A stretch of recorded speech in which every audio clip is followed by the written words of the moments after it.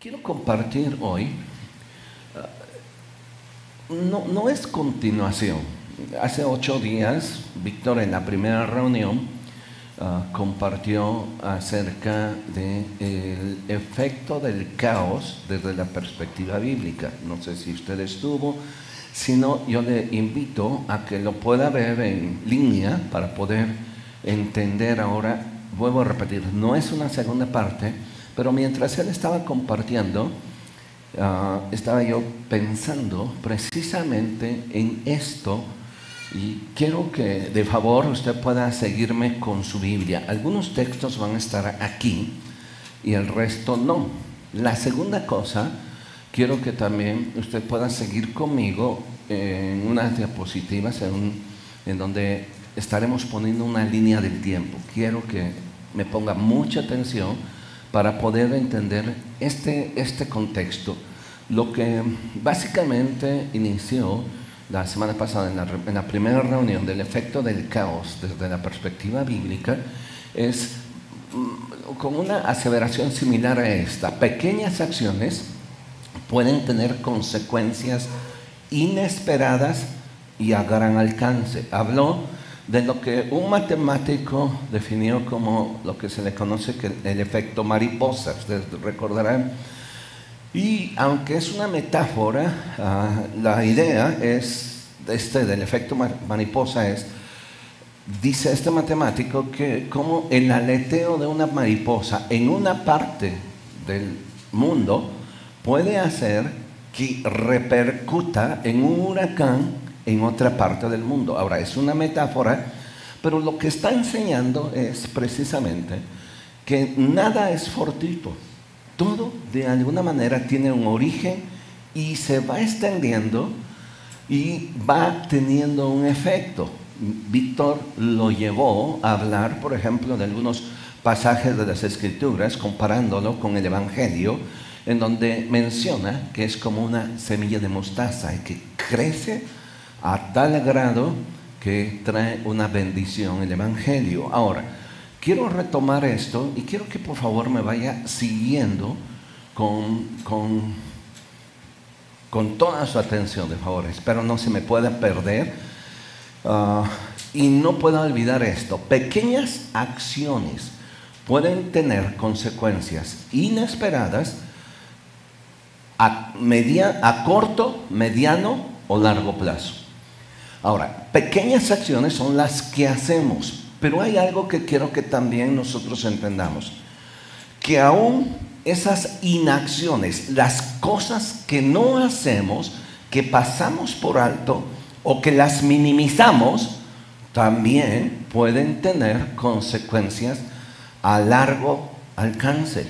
No solo a largo, sino a corto, mediano o largo alcance. Así que voy a ir con usted a un pasaje, pero quiero irme desde el origen, de favor. Quiero irme desde ese origen. Ahora sí, creo que me la pasas. Ok.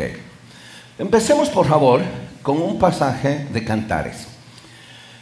Cantares menciona algo muy interesante en este versículo. Cantares describe un tiempo poético entre un idilio de un matrimonio, de una pareja, el amado y la amada, y donde ese idilio, donde ese amor lo refleja en un huerto, que es el huerto que estaba pegado al lado del palacio del rey.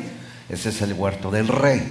Y menciona que allí, en ese lugar especial para esas dos personas, tenían que tener mucho cuidado, porque había cierto tiempo en el que cuando las vides estaban en floración, empezaban a dar sus flores, el peligro más grande que había eran unas zorras pequeñas, de unas 30 centímetros nada más, no más.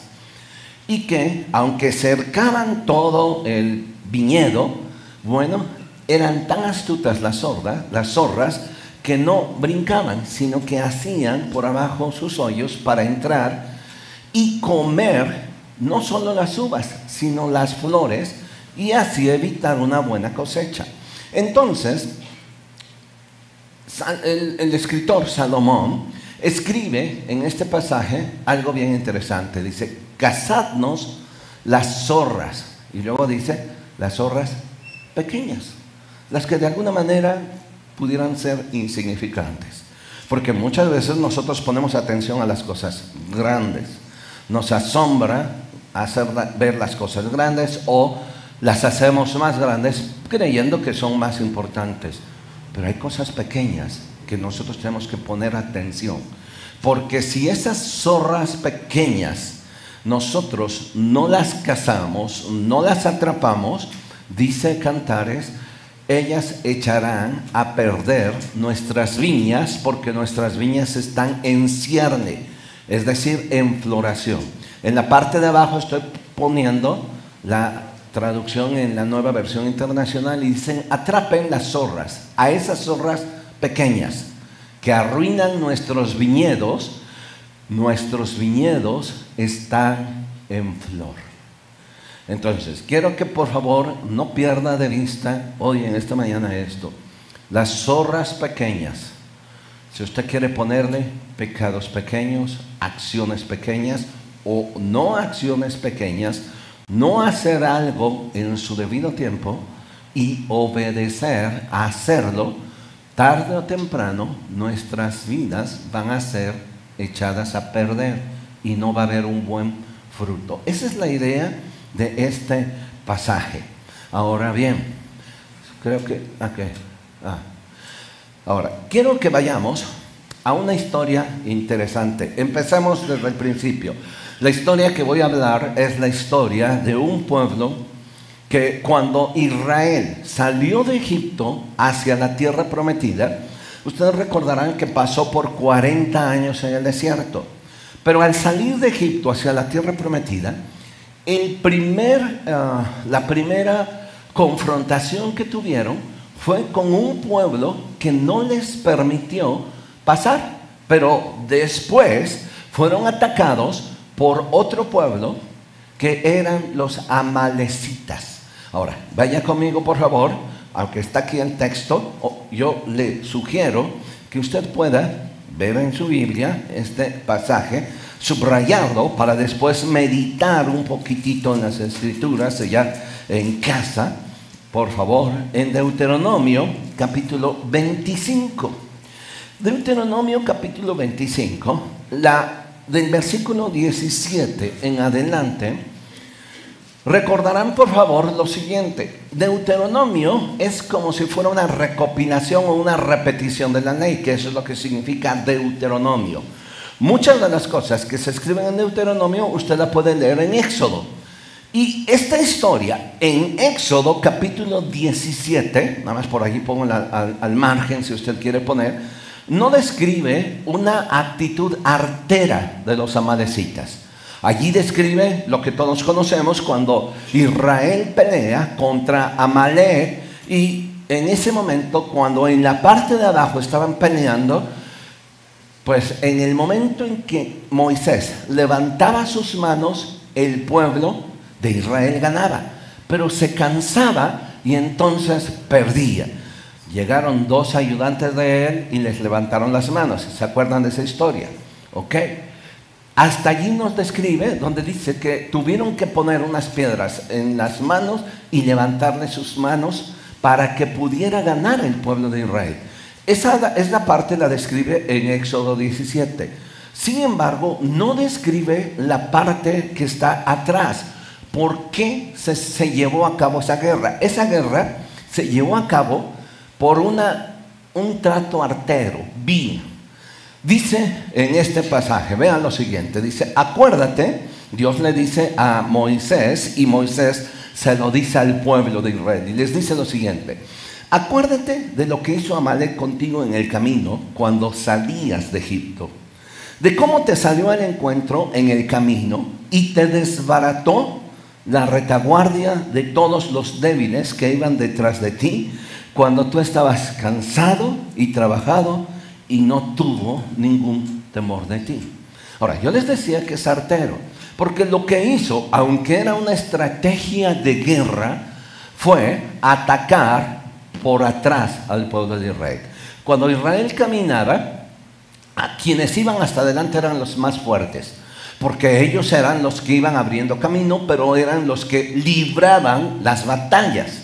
Así que ancianos, niños, personas enfermas, mujeres, iban en la parte de atrás porque eran cuidadas por los que iban adelante, por los soldados.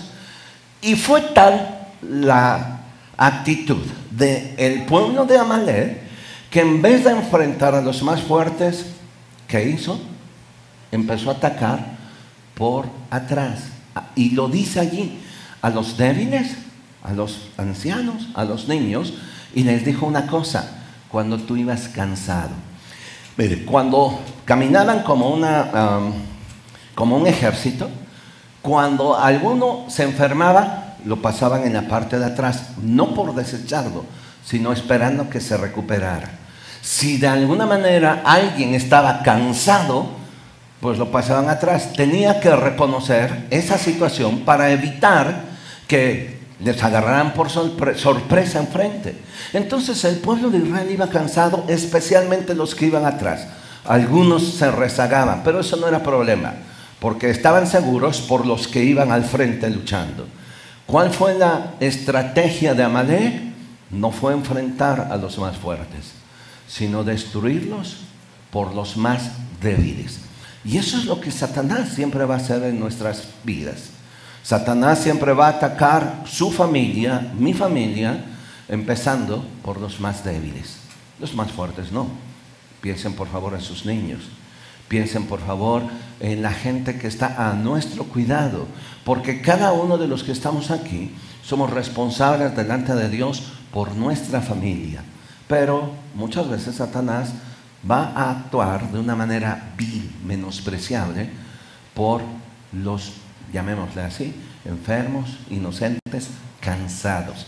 Y entonces, ¿qué pasa? Mientras van en el desierto, los amalecitas, en vez de enfrentarle, pelean y luchan por atrás. Eso causó el enojo de Dios, porque finalmente ganó Israel. Pero cuando ya están por entrar a la tierra prometida, Dios le dice a Moisés y al pueblo de Israel que tenían que hacer algo. Pongan por favor mucha atención. Le dice lo siguiente: acuérdate de lo que hizo Amalek contigo en el camino cuando salías de Egipto, de cómo te salió al encuentro en el camino y te desbarató la retaguardia de todos los débiles que iban detrás de ti, cuando tú estabas cansado y trabajado y no tuvo ningún temor de Dios. Por tanto, escucha por favor la orden.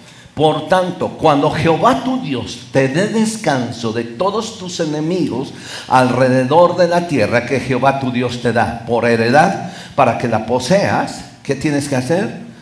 Borrarás de la memoria de Amalek, la memoria de Amalek de debajo del cielo.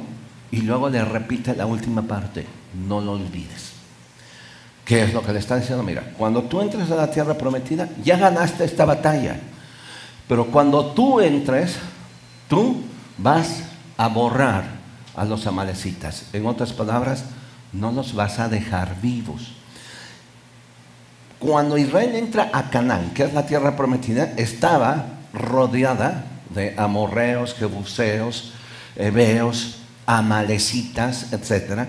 Tribus guerreras, tribus perversas, tribus de las cuales Dios le advirtió que tenían otros dioses y les dijo que esa gente ni siquiera se tendrían que juntar con ellos ni contaminarse con las actitudes y los pecados de esta nación. Y especialmente le dice aquí de los amalecitas: cuando tú entres, acuérdate de borrar a esos que te trataron así, que no tuvo temor de ti ni temor de Dios. ¿De acuerdo?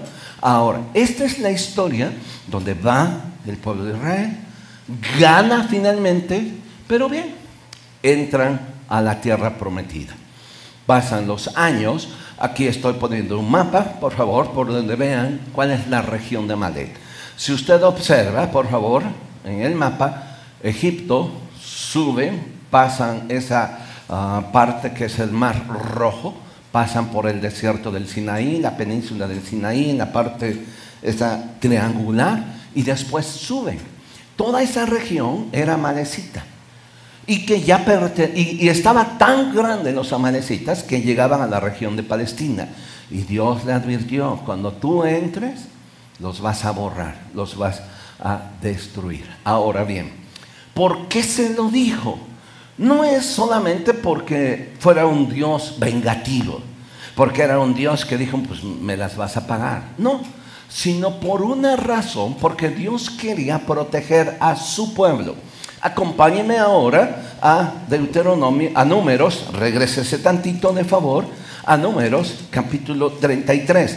Voy a leer básicamente del 50, y aunque aquí ustedes tienen del 55 al 56, quiero que veamos en el contexto lo que pasa. Números 33, 50, y quiero que vean lo siguiente: ya están por entrar. Y entonces Dios le dice a Israel, 33, 50, dice: y habló Jehová a Moisés en los campos de Moab, junto al Jordán, frente a Jericó, diciendo, es decir, a punto de entrar. Y les dijo: habla a los hijos de Israel y diles: cuando hayáis pasado el Jordán, entrando en la tierra de Canaán, echaréis, otra vez la orden, por favor, escúchela, echaréis de delante de vosotros a todos los moradores del país, y destruiréis todos sus ídolos de piedra y todas sus imágenes de fundición, y destruiréis todos sus lugares altos, y echaréis a los moradores de la tierra y habitaréis en ella, porque yo os la he dado para que sean vuestra propiedad. Y heredaréis la tierra por sorteo por vuestras familias. A los muchos daréis mucho por herencia, y a los pocos daréis menos por herencia. Donde le cayere la suerte, ahí la tendrá cada uno. Por las tribus de vuestros padres heredaréis. ¿Sí? ¿Hasta allí va bien? O sea, van a repartirse la tierra y van a echar a todos los pobladores. Pero aquí viene la razón. 55. Si tú no los echas, o sea, si tú no haces algo, una inacción, recuerde por favor el efecto, no solo es hacer algo, sino dejar de hacer algo. Entonces la orden es esta: y si tú no echares a los moradores del país de delante de vosotros, sucederá que los que ustedes dejen de ellos serán ¿qué?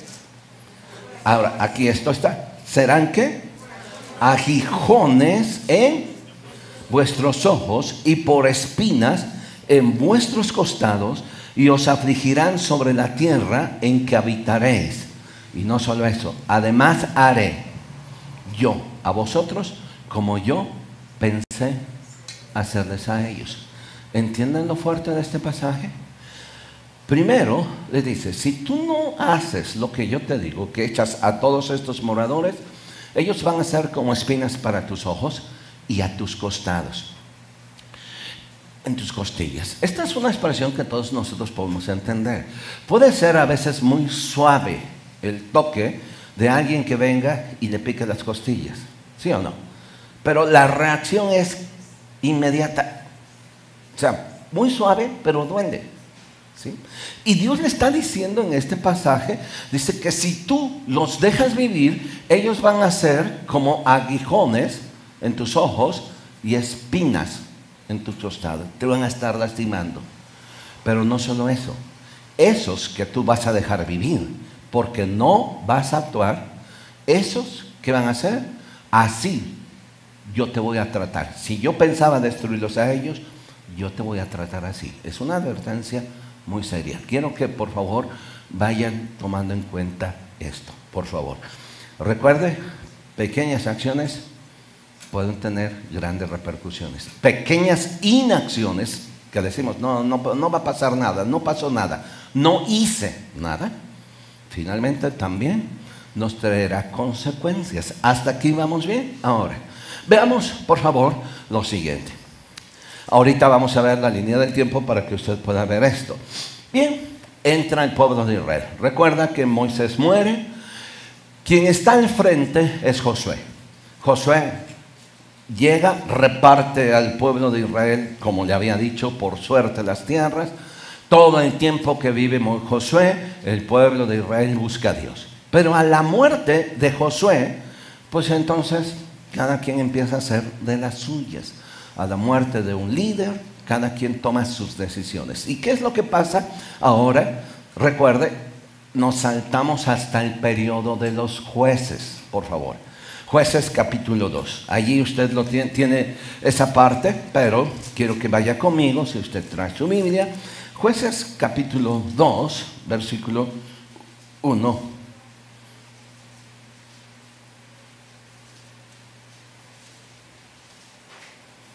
2 y 3. Dice: el ángel de Jehová subió a Gilgal,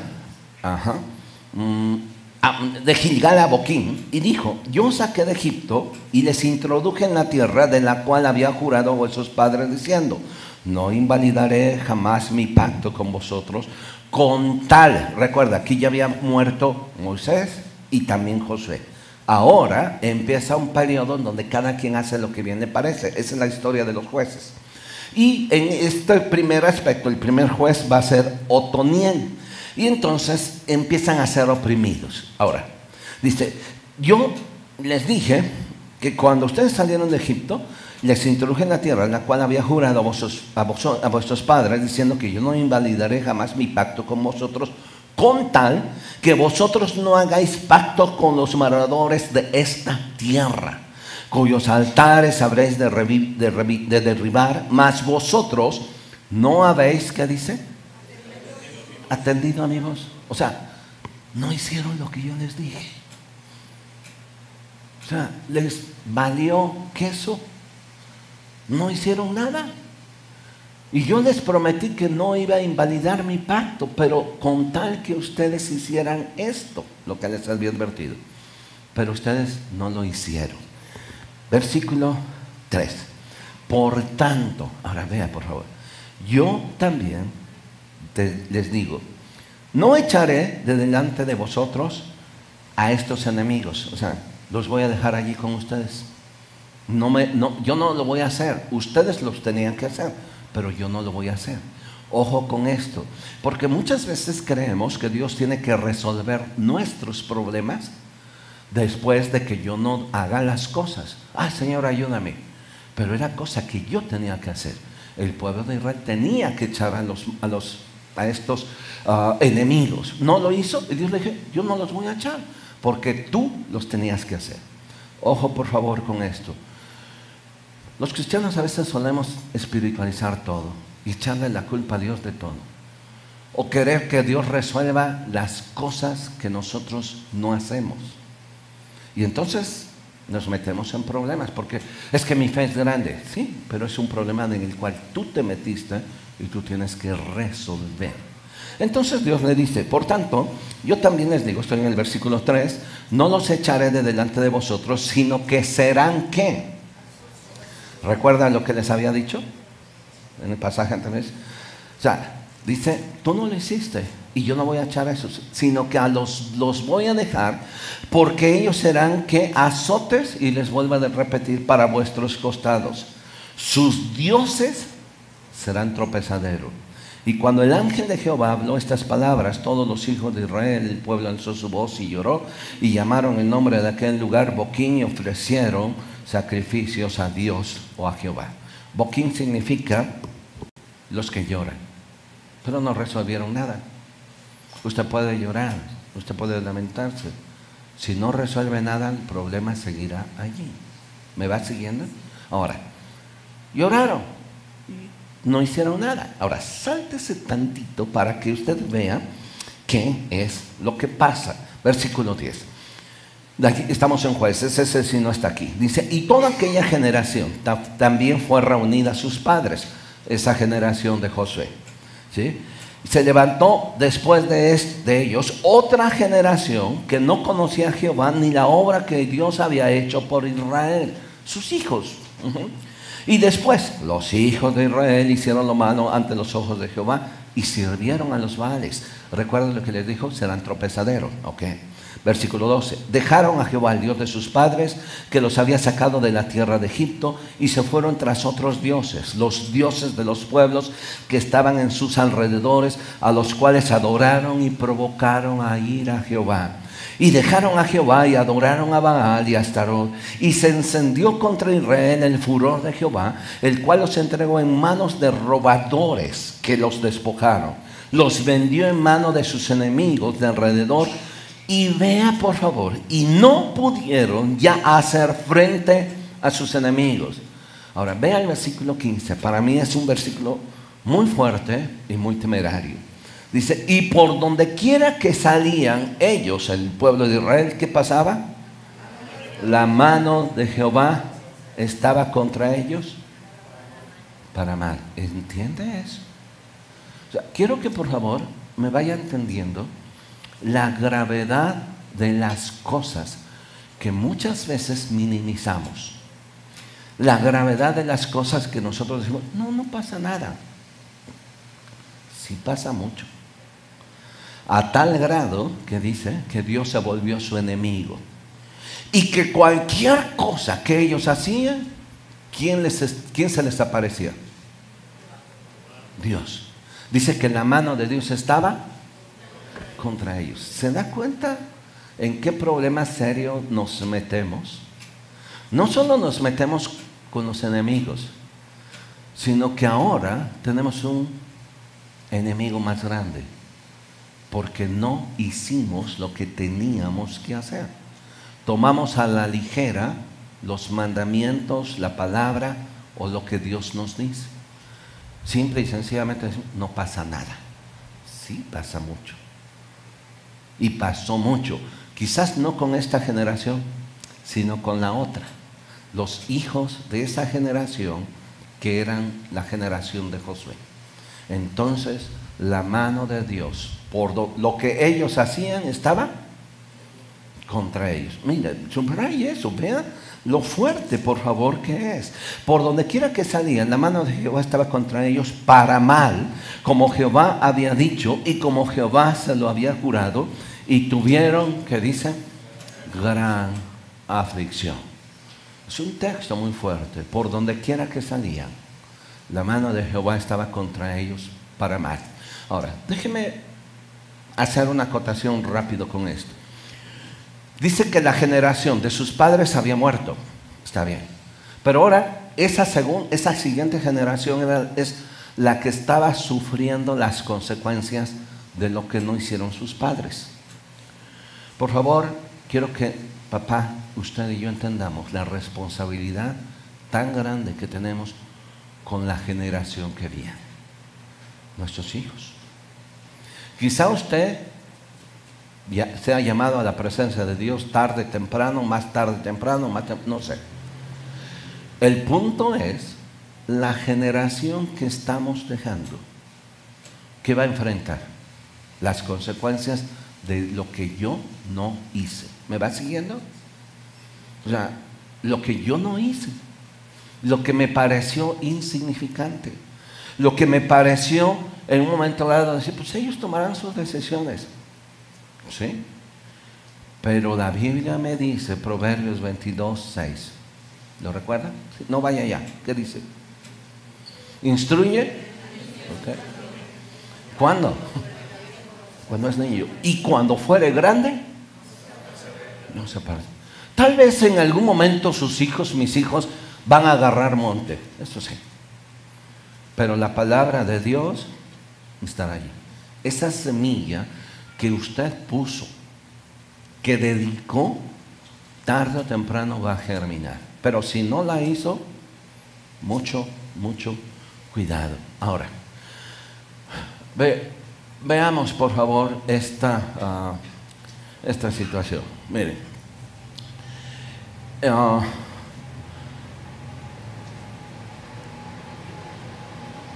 esta es una línea del tiempo. Como se está transmitiendo en línea, yo quería ir paso por paso, pero ok, están viendo ya de manera general. Veamos lo siguiente. La historia que acabamos de contar empieza desde que salen de Egipto. ¿Van conmigo? Ok. Aproximadamente sale el pueblo de Israel en el año 1446 de Egipto. Sale, Moisés es el líder, van caminando en el desierto. Y entonces, mientras está Moisés, luego Josué y muere Josué, entonces inicia el periodo de los jueces, que es la segunda imagen que ustedes están viendo. Así que cuando inicia el periodo de los jueces fue por el año 1380. Ese es el periodo que inician los jueces. Ahora bien, de entre la salida a los jueces tenemos un espacio de 66 años. Lo están viendo ahorita allí en las pantallas. Tenemos un espacio de 66 años. Bien, un corto plazo. No hacer lo que Dios les dijo en Deuteronomio, 66 años después les está cobrando la factura. ¿Me van siguiendo? ¿Qué pasa? Lo que acabamos de leer con los jueces. La mano de Dios estaba contra ellos. Y entonces todos los pueblos que estaban alrededor eran espinas para ellos. Apenas eran polluelos en la tierra de Canaán. Apenas era una generación, 2 generaciones, Moisés, Josué y ahora los hijos. Y 66 años después, lo que no hicieron, ahora les empieza a pagar la factura, lo que acabamos de leer aquí. ¿Vamos viendo? ¿Ok? Pequeñas acciones pueden tener grandes consecuencias. 66 años. Ustedes pudieran decir, bueno, vamos a corregir. No lo corrigieron. Muy bien. La tercera parte que ustedes están viendo, pues ahora ocurre con la monarquía. Ya no hay jueces. Pide el pueblo de Israel un rey.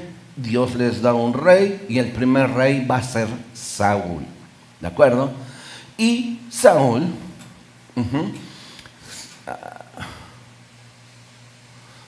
y Saúl se le ordena hacer algo. Ahora, vaya conmigo de favor. Vamos al primer libro de Samuel, capítulo 15, de favor. Primero de Samuel, capítulo 15. Ahora, recuerda, 1380 ya habían pasado 66 años, pero de allí hacemos un saltote muy grande de unos 396 años después, hasta el primer rey, Saúl. 396 años. ¿Van conmigo, por favor? ¿Sí? Ok. Hacemos ese saltote. ¿Recuerdan a qué pueblo tenían que destruir? Amalek. ¿Hasta allí lo habían destruido? No. Se habían aliado, habían estado conviviendo con ellos, les habían causado problemas, pero ni modos, seguían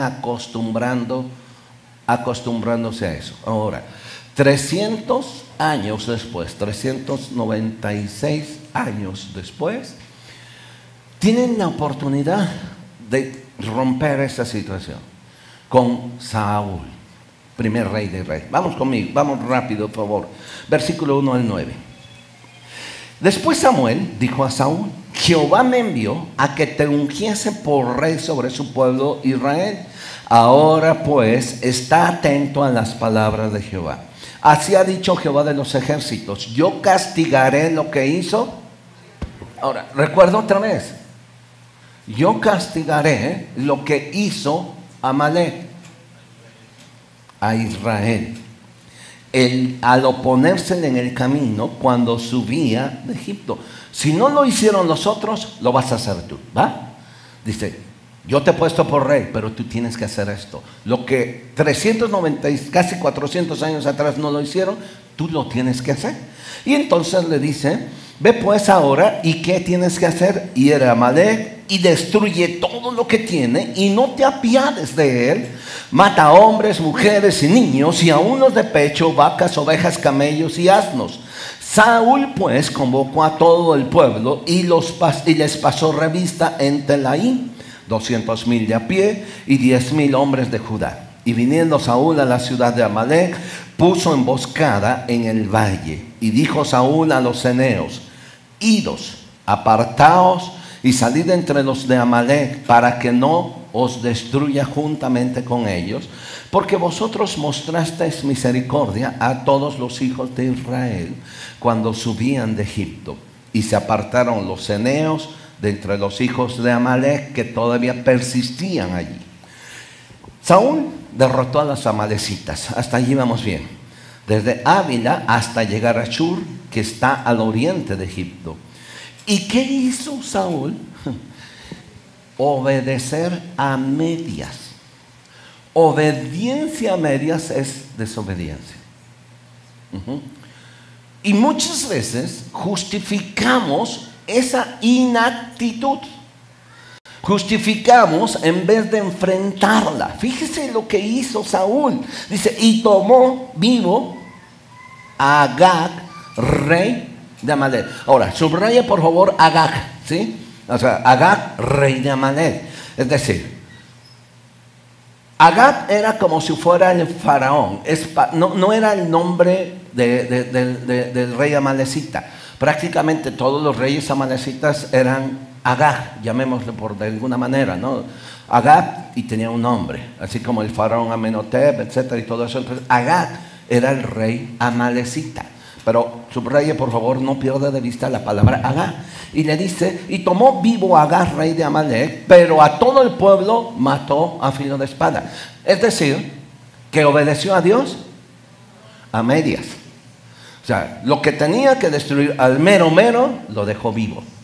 Lo demás, y no solo eso, sino que es lo que más hizo, dice, y Saúl, versículo 9, y el pueblo perdonaron a Agag y a lo mejor de las ovejas y del ganado mayor, de los animales engordados, de los carneros y de todo lo bueno, y no lo quisieron más destruir, mas a todo lo que era vil y despreciable, lo destruyeron. Ahora, si usted sigue la historia, cuando llega Saúl con ese ganado y con el rey, Saúl tenía una buena justificación.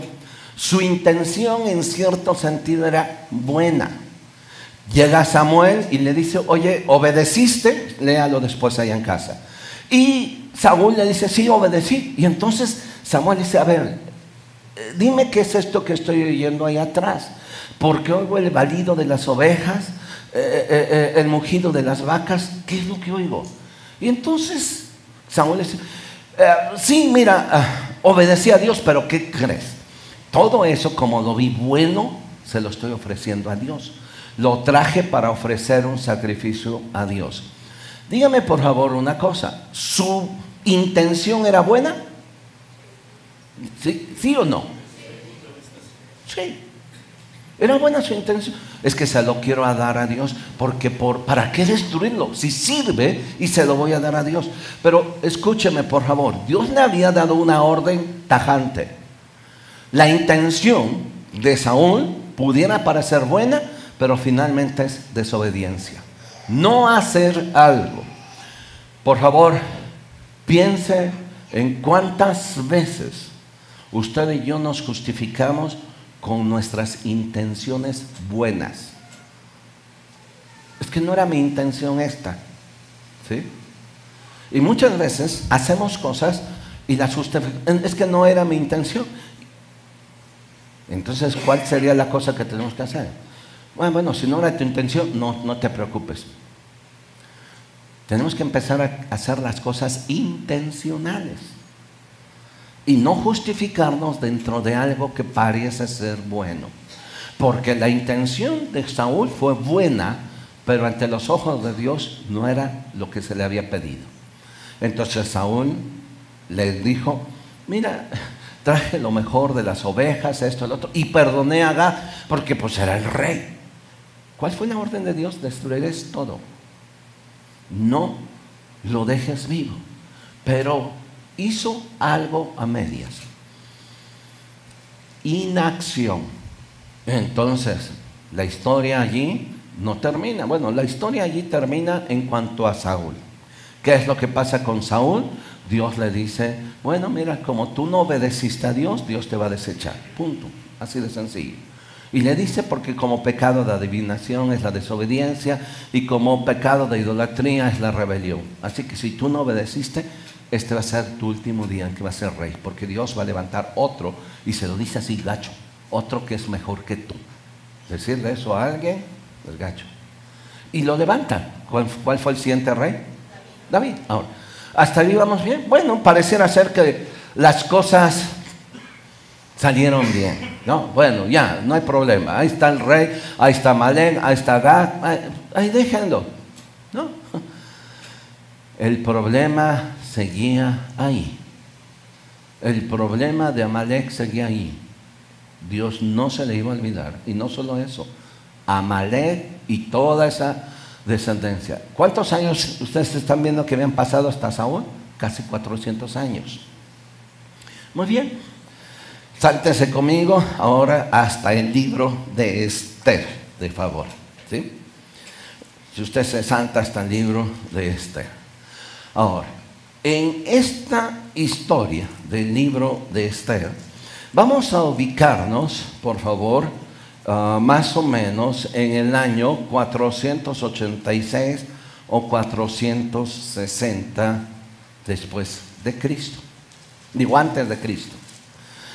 Es decir, que ahora sáltense, hagan un saltote, estoy allí con esa flecha. Desde Egipto hasta Esther habían pasado casi ya 1000 años, un milenio, donde Amalek seguía persistiendo, donde Amalek seguía viviendo, y parecía ser que estaba inactivo Amalek, pero no, seguía vivito y coleando.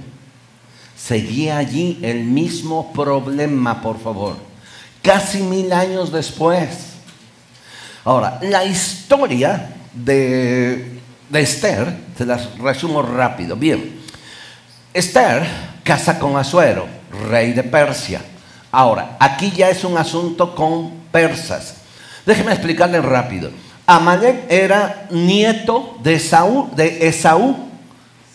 Nieto de Esaú, usted lo puede leer ahí en Génesis. Ahora, no tiene que ver nada esto que estoy hablando con el conflicto que hay hoy en día entre Palestina e Israel. No tiene nada que ver, así que no piensen. El conflicto es mucho más allá con nosotros, con lo que no hacemos, ¿de acuerdo? Ahora bien, aunque era nieto de Esaú, habían pasado 1000 años y no habían hecho lo que Dios le había dicho. No lo hizo los jueces, no lo hizo Saúl. Y ahora empieza a resurgir la semillita. Esther, capítulo 3, por favor. Esther casa con Asuero, rey de Persia. Y en la corte de Asuero hay un hombre que se llama Amán. Y fíjense lo curioso, ese Amán era descendiente de amalecitas y del rey también. Esther capítulo 3. Después de estas cosas, el rey Asuero engrandeció ¿a quién? A Amán, hijo de Amedata Agageo, y lo honró y puso su silla sobre todos los príncipes que estaban con él. ¿Sí? Ahora, Amán era descendiente del rey amalecita de los agageos. ¿Sí? ¿Van conmigo? Dice uno, wow, han pasado 1000 años, la historia se olvidó. No, hay una raíz que se tiene que arrancar. Si no tratamos de lleno con esa raíz, usted y yo, con nosotros, pueden pasar muchos años y el problema seguirá allí. Vuelvo a repetir, 1000 años. Usted está viendo en su pantalla ese saltote. 1000 años. Y después de 1000 años usted y yo podemos decir, no, pues ya hasta desaparecieron. No. Estando en Susa, capital de Persia, Esther logra salvar al pueblo de Israel de un genocidio, es decir, una gran matanza. Vea, por favor, ¿cuál es el plan de este Amán? ¿Sí?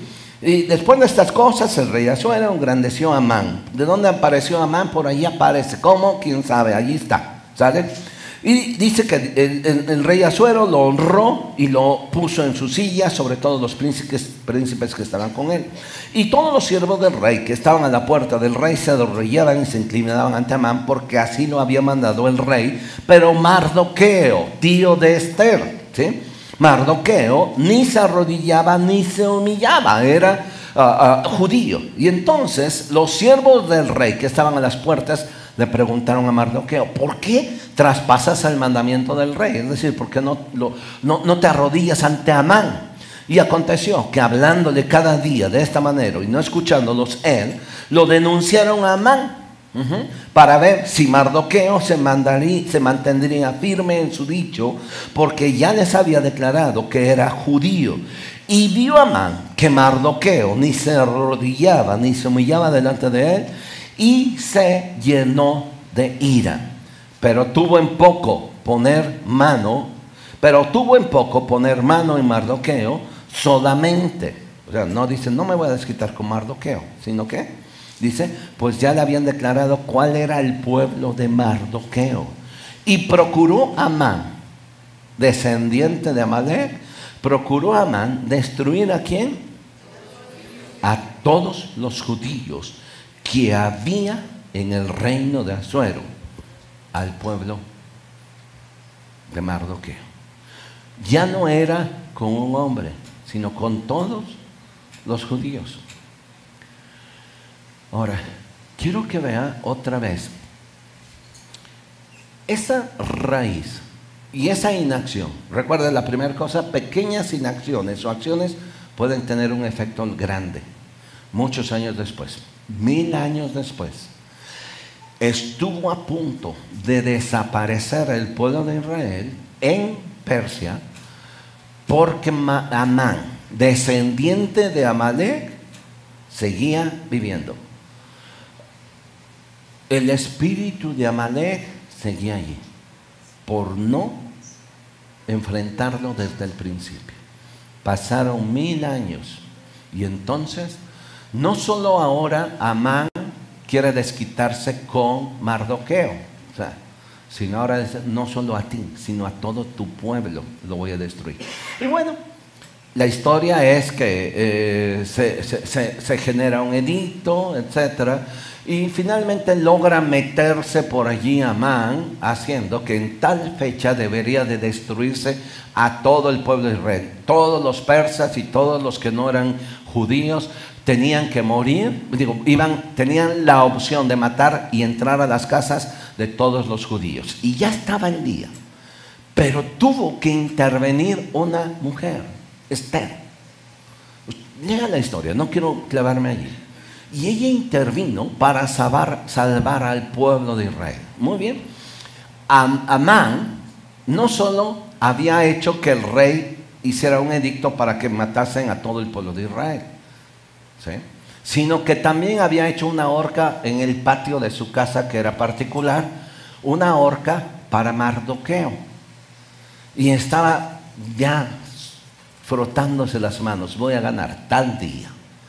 Y entonces Esther dice: denme chance de entrar al rey y voy a pedir clemencia y le voy a decir qué es lo que pasa, y le voy a declarar quién soy yo, que soy realmente judía, y le voy a decir quién es este Amán. Pero había una ley. La ley era que ninguna persona podía acercarse al rey si no era llamada por el rey. Y se atrevió Esther a decir: ayunen y oren por mí, porque voy a entrar y le voy a declarar al rey. Y si el rey me mata, que perezca. Ni modos, pero voy a intentarlo. Bueno, la historia termina que se descubre toda la trama de Amán, de destruir a todos los judíos y destruir a Mardoqueo, que había procurado también el bien en alguna ocasión por el rey.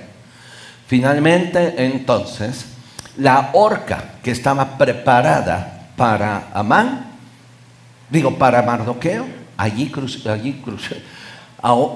ahorca a Mardoqueo. Pero no termina ahí la historia, porque otra vez la idea es: destruye todo, no dejes una raíz. Y aquí es donde quiero que por favor usted y yo pensemos. Muchas veces nosotros somos selectivos con ciertas acciones o pecados nuestros. Los justificamos: estos sí, estos no afectan, esto está bien, y los vamos haciendo selectivos, ¿de acuerdo? No, tenemos que cortar de raíz todo. No hacer algo completo me trae consecuencias. Así que entonces, aunque se ahorcó Amán, quedaban sus hijos, 10 hijos. ¿Y saben lo que hizo Esther? Sáltese tantito. Bueno, primero en el capítulo 7, versículos 9 y 10. ¿Sale? Capítulo 7, versículos 9 y 10. Y dijo Arbona, uno de los eunucos que servían al rey: he aquí en casa de Amán la horca de 50 codos de altura que hizo Amán para Mardoqueo, el cual había hablado bien por el rey. Entonces el rey dijo: colgadlo en ella, a Amán. Así colgaron a Amán en la horca que él había hecho preparar para Mardoqueo, y se apaciguó la ira del rey. Murió Amán, pero no quedó allí la historia, todavía quedaban raíces. Capítulo 9, versículo 5. Finalmente todo el plan se vuelve contra los amalecitas. Entonces en el versículo 5 ahora dice: y asolaron los judíos a todos sus enemigos a filo de espada, con mortandad y destrucción, e hicieron con sus enemigos como quisieron. Ahora aquí es algo muy fuerte, ¿no? Y yo no quiero meterme en una cuestión de ética. Aquí yo quiero tomar la figura para que usted y yo podamos entender lo que tenemos que hacer con nuestras vidas. Hicieron con sus enemigos como quisieron. En Susa, capital del reino de Persia, mataron y destruyeron los judíos a 500 hombres. Mataron entonces a Parsandata, Dalfón, Aspata, Porata, Adalía, Aridata, Parmasta, Arisai, Aridai, Baisata. Y luego dice, ¿a quién más? 10 hijos de Amán, hijo de Amedata, enemigos de los judíos, pero no tocaron sus bienes. ¿Qué hizo Esther? Lo que 1000 años atrás no hicieron unos, ahora Esther no solo libra al pueblo de Israel en ese momento de los amalecitas, sino a partir de allí ella rompe o destruye de raíz todo problema que posteriormente pudieran generar años más adelante. El problema que tiene hoy Israel no es con amalecitas, es otro problema.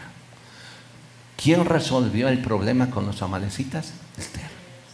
¿Cuántos años? 1000 años. Quiero terminar con esta pregunta. Bueno, mire, Amalek se puede traducir de dos formas. Amalek se puede traducir como devorador. ¿Qué nos está devorando hoy? ¿Cuál es nuestro Amalek? También se puede traducir como el que causa fatiga o tribulación. ¿Cuál es su Amalek? En la tradición rabínica o en la literatura judía, Amalek significa el mal que persiste, 1000 años. Ahí está, lo aguantamos. Lo venimos soportando, vamos lidiando con situaciones de pecado, con situaciones insanas. Ahí vamos, ahí la llevamos, ¿no? O sea, lo de todos los días. ¿Cómo estás? Bien, pues ahí la llevamos, ¿no? El mal persiste. Y es más, nos llegamos a acostumbrar a eso. También significa una oposición espiritual. Eso es Amalek. Ahora, finalmente, yo tengo una pregunta. ¿Cuál es nuestro Amalek? ¿Cuál es el Amalek contra el cual nosotros no hemos destruido totalmente? Por favor, esto es algo serio. Recuerde, de favor, la primera cosa. Voy a regresar a la primera pregunta, o la primera aseveración. Cazadnos las zorras pequeñas, porque son las zorras pequeñas las que echan a perder nuestra viña. Efecto a largo alcance. Pequeñas acciones, y por favor allí añada esto, y no acciones o inacciones pueden tener consecuencias inesperadas. A mediano, como lo vimos con los jueces. A corto, con los jueces. A mediano, con Saúl. Y a largo alcance, con Esther. ¿Cuál es nuestro Amalek? ¿Cuáles son las cosas que nosotros pasamos como cosas pequeñas. Por favor, pongámonos en pie. Yo solamente quiero dejar esto. Guárdelo en su corazón, pero no solo guárdelo. Hay dos cosas. Usted y yo podemos acostumbrarnos a vivir con nuestros amalecitas. ¿Sí? Nos acostumbramos a vivir con los aguijones. Nos acostumbramos a vivir con una visión nublada por las situaciones que tenemos. Y ahí vamos. Y la verdad de las cosas, no solo es una vida mediocre, es una vida cristiana mediocre. Son ilusiones. Nos conformamos con los domingos aquí, calmar un poquito nuestra conciencia. Nos conformamos cuando alguien ora por nosotros. No, pues ore por mí, porque... ¿Cómo te sientes? Bien. Pero seguimos viviendo con nuestros amalecitas. Seguimos viviendo con esos enemigos. Seguimos viviendo con eso que nos causa fatiga. Seguimos viviendo con eso que nos ha causado una y otra vez tropiezos. O sea, la frase esta de que el hombre es el único ser que cae 2 veces con la misma piedra, nos cae muchas veces a los cristianos. No entendemos. Seguimos intentando. Ahora sí. No, ¿cuál ahora sí? La orden es clara. Pequeñas inacciones son las que nos van a echar a perder nuestras vidas. No solo nosotros, la generación que viene. Quizá usted y yo, tú y yo, podamos tener la actitud del rey Ezequías. Bueno, al menos en mis días hay paz. No me importa lo que venga después. Yo daré cuenta de eso. Cierra sus ojos y quiero que terminemos orando, de favor. Cierra con sus ojos un momento. Quiero que salga de este lugar con una decisión. Dejar de justificarse y enfrentar su Amalek. No podemos continuar así. No puede seguir con esa espina sobre su costado. No podemos seguir haciéndonos mártires cuando en realidad nosotros mismos hemos permitido muchas situaciones por no haber hecho o por hacerlo, por no tomar decisiones en su momento, por pasar por alto y no lo hicimos. Llévelo, medítelo en casa. Usted sabe cuál es su Amalekcita. Usted sabe cuál es su Amalek, su devorador, su causa de tribulación, su fatiga. Usted la sabe. Padre, aquí estamos. Y yo quiero pedirte que sea tu Espíritu Santo hablando en nuestras vidas, a nuestros corazones. Permite, Señor, que podamos poner empeño y diligencia en esas obras pequeñas, esas actitudes, pecados pequeños que pasamos por alto y empezar a poner las cosas en su lugar.